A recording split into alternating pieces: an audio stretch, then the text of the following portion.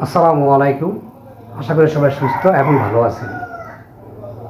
প্রতিদিনের মতো আজকেও কিভাবে ঘরে বসে নিজে নিজে শত শত বাক্য তৈরি করবেন এবং লিখতে পারবেন এবং বলতে পারবেন, সেই প্রসেসটা আমি দেখাবো। তা আপনারা ব্ল্যাকবোর্ডে দেখতে পাচ্ছেন কোনো কিছু ভালো হতো।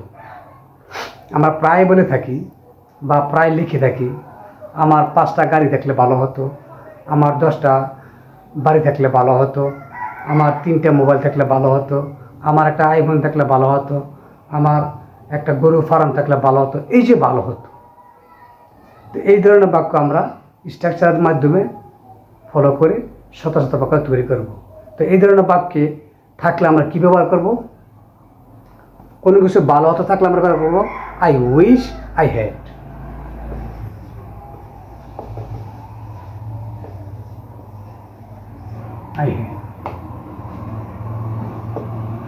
I wish I had. কিছু উদাহরণের মাধ্যমে কিছু দেখা যায়।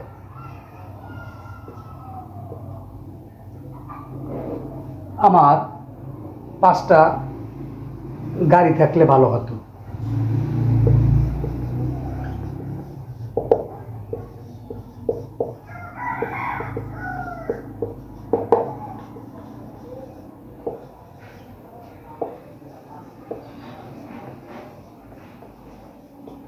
এই বাক্যটা আমরা কীভাবে করব?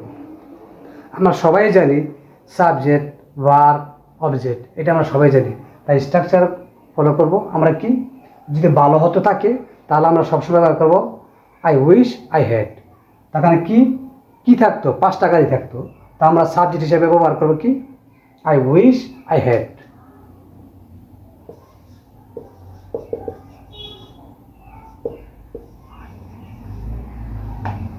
আই উইশ আই হ্যাড কি থাকতো? আমার 5টা গাড়ি থাকলে ভালো হতো।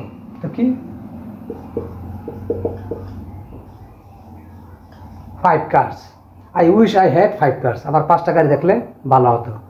আমার 5টা জমি থাকলে ভালো হতো। আই উইশ আই হ্যাড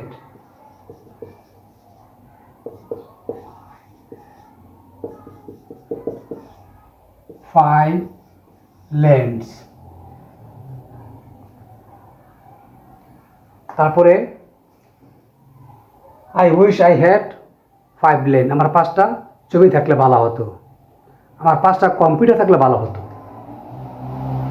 আমরা কি বলবো?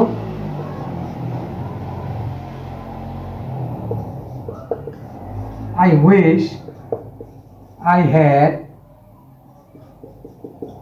5 computers. I wish I had 5 computers. 10টা, 5টা, এরকম একক থাকলে আমরা ব্যবহার করব।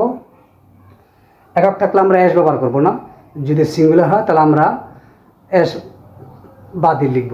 আর যদি প্লুরাল হয়, একের অধিক হয়, তা আমরা সবসময় যতটা থাকতো, যা থাকতো, এটার সাথে আমরা কি সবসময় এস ব্যবহার করব। তো এখানে আমরা 3টে উদাহরণ দিলাম। তো আমার 5টা টিভি থাকলে ভালো হতো। তো I wish I had 5 TVs.